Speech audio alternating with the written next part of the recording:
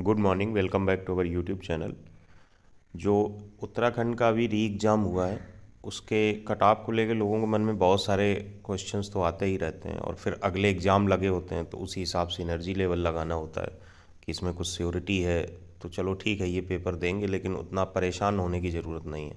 अगर श्योरिटी नहीं है तो और एफर्ट लगाने की ज़रूरत है। इस तरीके की चीज़ें कहीं ना कहीं कुछ ना कुछ हेल्प तो करती ही हैं। लेकिन कट ऑफ में जो सबसे प्राइमरी चीज़ होती है वो होती है नंबर ऑफ़ वैकेंसीज। जब वैकेंसी ज़्यादा होती हैं तो कट ऑफ नीचे चला जाता है, जैसा कि आपने एसएससी जेई में भी देखा पिछली बार।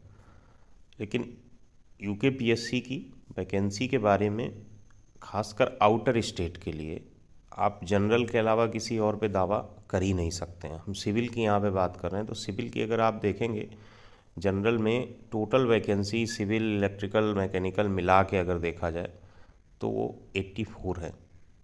अब इसमें से वो वैकेंसी हटा दीजिए जो सिविल की नहीं है, तो जब आप देखेंगे तो ये एक वैकेंसी तो ये हो गई, इसमें यांत्रिक लिखा हुआ है। यहाँ पे भी 6 वैकेंसी तो 7 हो गई।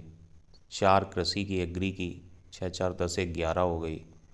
और यहाँ पे विद्युत की 12 हो गई। जब ये 12 घटेगी तो वैकेंसी बची 72। ठीक है।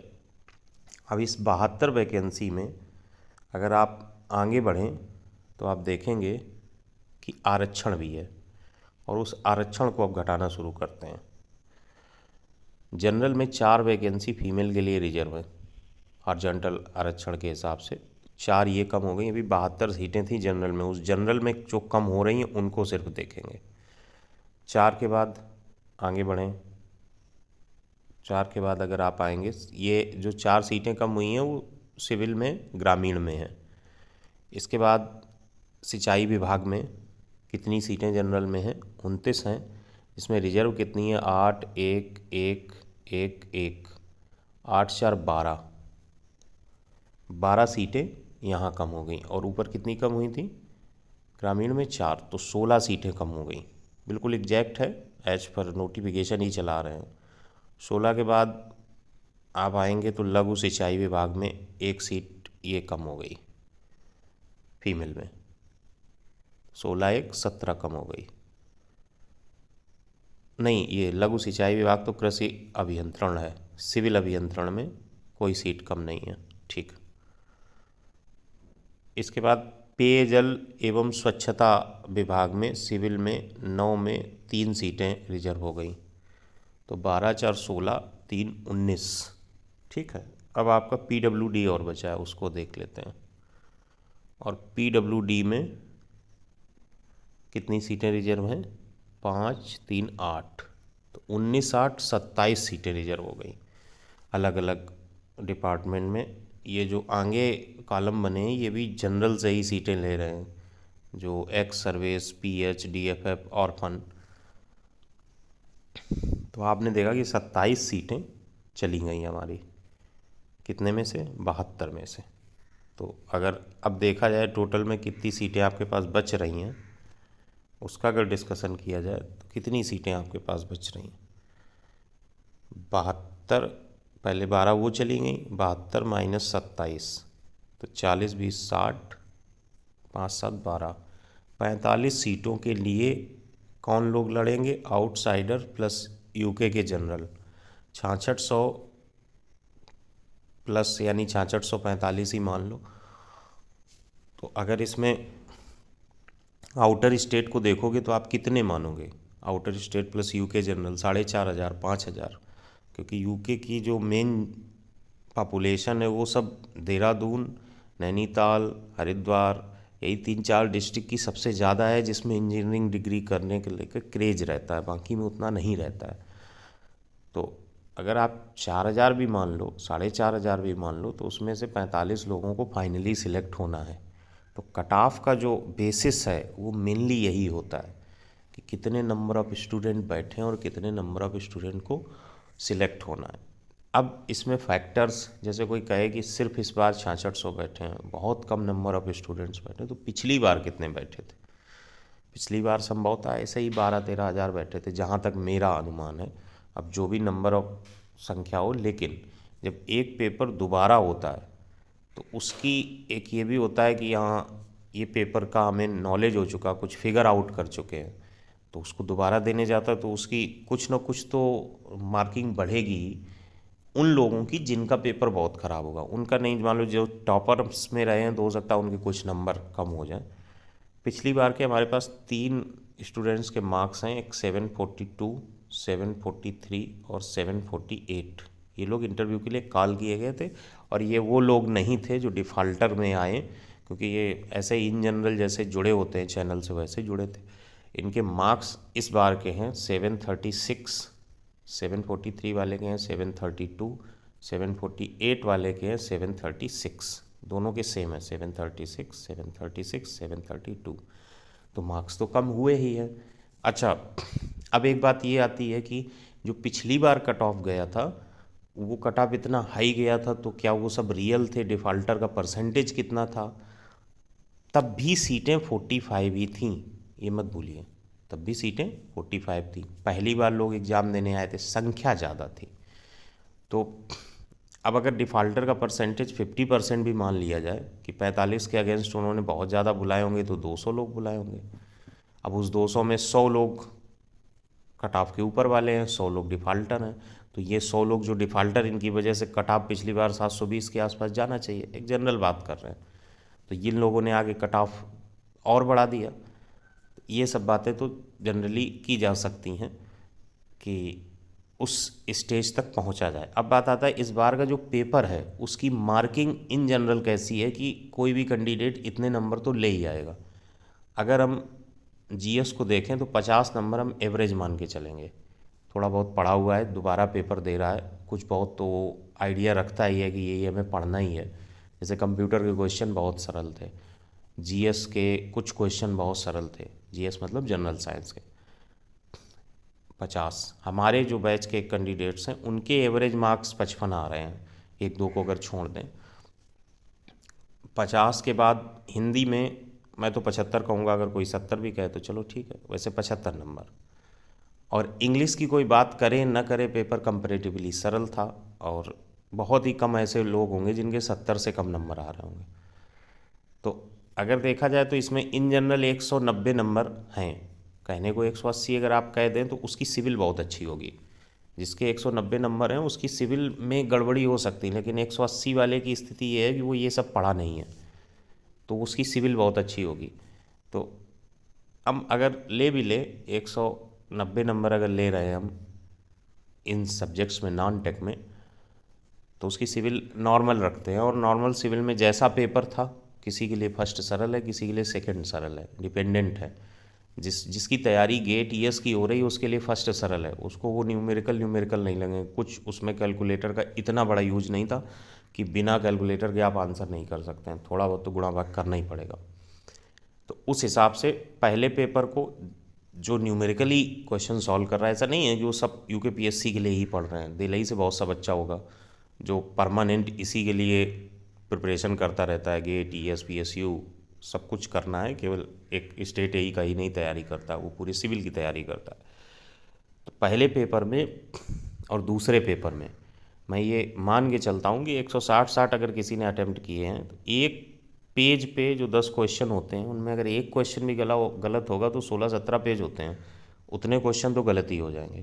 तो 20-20 क्वेश्चन तो आप मान के चलिए गलत होंगे, 10-20 कैंडिडेट को छोड़ दो जो एक्सेप्शनल होते हैं। तो 140 बचे, 140 में 20 का जब कम करोगे तो 5 135 बचे। ये बहुत लीजेंडरी स्थिति है और इस लीजेंडरी स्थिति को हम जनरल वे में नहीं बोलेंगे। तो 190 वाला 130 भी सही करे तो 520 नंबर बनते हैं, 710 नंबर। ये 710 नंबर जो हैं, ये 710 नंबर इंटरव्यू कॉल तो हर स्थिति में मंगवा ही देंगे, इसमें कोई शक नहीं है। अब इसके नीचे वाला जो सेक्शन है जिसमें हम ये कह सकते हैं कि 180 + 520, 190 + 510, इस तरीके की जो सिचुएशन है, यानी 695 से 710 के बीच, ये डेंसनेस वाली कंडीशन है। इसमें आप गिरी स्थिति में 500 कैंडिडेट्स मान के चलिए, 500 कैंडिडेट इस वाले जोन में रहने ही रहने हैं। अब कौन से कैंडिडेट 705 से 710 के बीच, इनकी संख्या कितनी है, तो ये क्लेम करना सही भी नहीं है। लेकिन इस वाले जोन में कैंडिडेट 500 से ज़्यादा ही होंगे, और हो सकता है 1000 हो, कोई बड़ी बात नहीं है, क्योंकि लोग वही पेपर देने जा रहे हैं जिनमें ये क्षमता है कि यहाँ 6-7 हज़ार रुपये हम 4 दिन में खर्च कर लेंगे। लोग वही पेपर देने जा रहे हैं जो एक बार पेपर को दे चुके हैं, यानी पढ़े होंगे कुछ ना कुछ। ऐसी कई चीज़ें होती हैं। कट ऑफ को ऐसे नहीं बोलते हैं कि इतने सहजता से आ रहे हैं या मेरे इतने आ रहे हैं तो मुझे अपने आप को वहीं रखना है। Number of seats only 45 with respect to UR general and outsiders हम बात कर रहे हैं। हम फीमेल की, OBC की, SC/ST की बात नहीं कर रहे हैं। जाहिर सी बात है उनका कट ऑफ इससे कम ही जाएगा। जो मेजॉरिटी के लोग पेपर देने गए हैं वो आउटसाइडर्स ही हैं। तो अब बात आती है तो किस हिसाब से तैयारी की जाए। ये मान लीजिए कि नंबर 730 प्लस या 730 से 740, 730 प्लस ही कहिए, 730 प्लस के जो कैंडिडेट होंगे उनकी संख्या गिरी स्थिति में 30 होगी, 30 to 50 ऐसे कैंडिडेट हैं। 30 तो मान ही लीजिए आप कम से कम, 730 प्लस। और जो 720 से 730 के बीच होंगे, 730 के बीच होंगे, ऐसे कैंडिडेट्स की संख्या कम से कम 100 होगी। नहीं 100 होगी तो 70 के आसपास होगी, 720 से 730। अब जो 710 से 720 है ये भी 100 के आसपास होगी, ऐसा मुझे लगता है। हम ये नहीं कह रहे हैं कि ये क्रिटिकली सही है। आंसर की के आने के बाद जोड़े गए नंबर कम भी होते हैं। तो मेरे हिसाब से 705 से कट ऑफ भले चला जाए 695, मैं कह रहा हूँ 705 के ऊपर वाला फाइटर जोन में रहेगा। एक तो कुछ तो लोग ऐसे भी बुलाए जाते ही हैं, कट ऑफ जो इंटरव्यू के नंबर आते हैं वो 45 से 75 लाई करते हैं, तो 30 मार्क्स की फ्लेक्सिबिलिटी होती है। अब जो फाइटर जोन है वो तो मुझे यही लगता है 710 प्लस, इसके ऊपर जिसके नंबर हैं उसकी अगर इंटरव्यू में उसके 60 नंबर आए तो उसके 770 हुए, और 715 वाले के 50 नंबर आए तो उसके 765 हुए, तो 710 वाले के सिलेक्ट होने की प्रोबेबिलिटी ज़्यादा हो गई 715 वाले से, इसलिए बुलाया जाता है वैरायटी ऑफ नंबर में। अब वही किसी के मान लो 705 नंबर हैं तो उसे भी अगर बुलाया गया तो उसे निराश होना नहीं है, लेकिन उसकी प्रोबेबिलिटी बहुत नंबर लाने की होगी इंटरव्यू में, तो ये चीज़ होती है। तो बुलाने को वो 695 से भी बुला लें, that is not the case कि 695 से अप टू फाइनल जितने मार्क्स हैं सब लोग आ जाइए। लेकिन अगर उसमें डेंसनेस देखी जाएगी 200 लोगों के, पहले तो सिर्फ 200 लोग होंगे 695 की बात पचती नहीं है। आप व्यवहारिक तौर पे देखो, पेपर का नेचर देखो, रिपीट होके लोग बैठ रहे हैं, ओपन चीज़ें थी, Gupta and Gupta plus previous year, ये सिविल में फेमस है कि यही आएगा, और बहुत सारी चीज़ें हैं। तो मेरा मानना तो यही है जिसके नंबर 720 से ऊपर हैं वो निश्चिंत हो सकता है ठीक ठाक स्तर तक। बाकी को अपने जो अहेड एग्ज़ाम्स हैं उनमें कोशिश करनी चाहिए, और इंटरव्यू कॉल तो आएगी ही। अगर 705 नंबर से ऊपर है तो इंटरव्यू कॉल आनी चाहिए। अपनी जम के पढ़ाई करिए, क्योंकि SSC JEE जो पैटर्न चेंज हुआ है ये सबके लिए, किसी के लिए नोन कुछ नहीं है। टायर 2 टायर 1 तो सबके लिए नोन है, और जाहिर सी बात है सीटें इतनी रहती हैं कि अगर आप थोड़ा बहुत भी सहूलियत से प्रैक्टिस करेंगे रीजनिंग वगैरह, इसमें नंबर रीजनिंग में निकालना सबसे आसान है SSC JEE में। अगर आप प्रैक्टिस करते हैं, जितने प्रीवियस ईयर के क्वेश्चन हैं सारे लगाते चले जाइए, तो आपकी क्षमता बन जाए हाफ एन आवर में 40 क्वेश्चन करेक्ट करने की। हम ये तो नहीं कहते कि 50 आप कर लेंगे, लेकिन 40 करेक्ट कर लीजिए। और सिविल में कॉन्सेप्ट पढ़िए छोटे छोटे, कोई थ्योरी है, उसके एजम्पशंस क्या हैं, सिंपली कॉम्पैक्शन, कंसोलिडेशन, इनमें डिफरेंस क्या है, बिल्डिंग मटेरियल के जैसे इस बार UKPSC में हमने कुछ क्वेश्चंस देखे, कितने छोटे छोटे क्वेश्चन है, चप्स, ब्लूम, ब्लस्टरिंग। अगर किसी को कॉन्सेप्ट क्लियर हो तो वो क्वेश्चन उसे डाउट में रखेगा ही नहीं। तो आप देखिएगा प्रीवियस ईयर का पेपर, कुछ भी बहुत ज़्यादा लेंदी, कुछ भी बहुत ज़्यादा वैसा नहीं आता है कि आपको फंसा दे, और फंसा दे तो 10-5 क्वेश्चन हैं 100 में, तो 90 तो हमारी पहुंच में है। तो इसलिए ये एग्ज़ाम है जिससे आपकी श्योरिटी हो जाए। और अभी जो एग्ज़ाम आप दे के आए हैं ये बहुत एक राजशाही वाली स्थिति हो गई। जितनी नंबर ऑफ सीट्स हैं, फाइनल उन लोगों के नाम आएंगे 45 जिनके रिलेटिवली हाईएस्ट मार्क्स होंगे। और जो लोग पिछली बार सिलेक्ट हुए वो भी पेपर दिए, तो उनकी हमने आपको कंडीशन दिखा दी 3 लोगों की। और ये कोई 3 ये नहीं है कि कोई फेक हो, टेलीग्राम वाले 800 नंबर बता रहे हैं, जो बैठ के जिनमें इतनी क्षमता भी नहीं है कि 180 क्वेश्चन का एक एक क्वेश्चन बैठ कर, ये नहीं कि मैंने फलाने यूट्यूब चैनल का सलूशन देख लिया।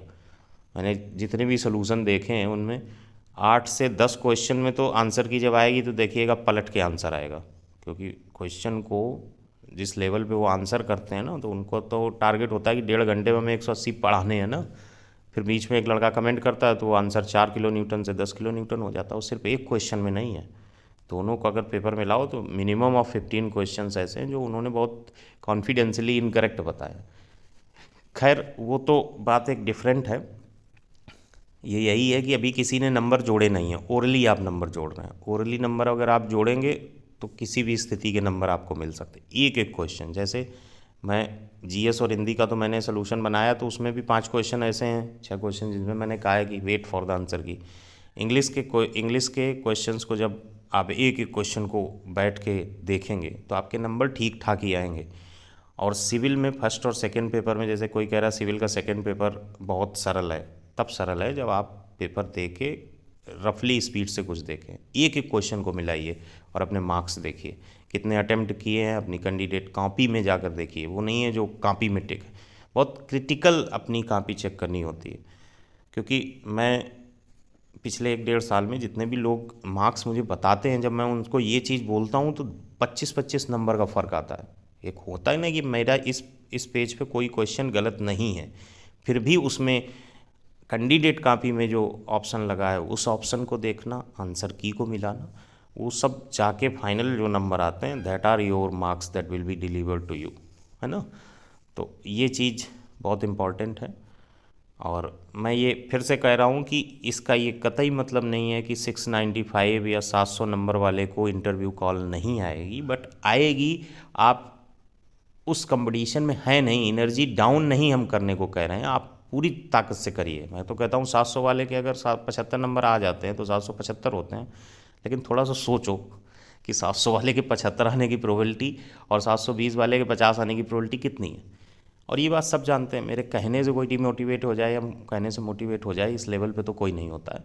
तो ये बात महत्वपूर्ण है कि अगले जो एग्ज़ाम्स हैं आपके सामने, तमाम एग्ज़ाम्स हैं, किसी का मेंस है, DSSB का, कोई HPSC का एग्ज़ाम दे रहा है, सब कुछ दे रहा है, उस सब के बीच मैं ये कहूँगा अपनी प्रिपरेशन के लिए, SSC JE के लिए अपनी जान लगाओ, अपनी एक सीट रिजर्व करो, एक फ़िक्स अमाउंट ऑफ सैलरी अपने के लिए फ़िक्स करो।